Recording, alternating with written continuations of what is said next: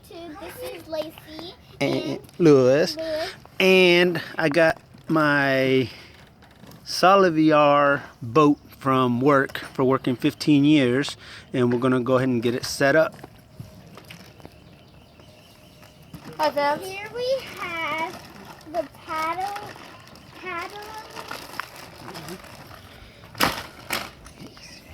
Next we have the boat, and let's open it. Be careful.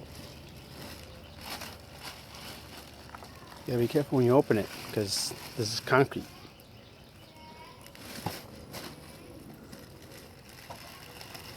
I know.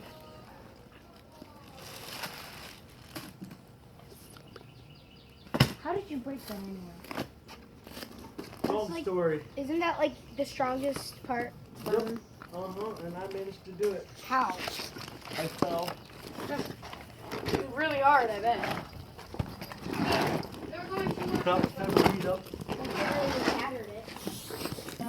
I landed on the stuff. So my heel landed on the stepping stone and my feet landed like that. 7 feet?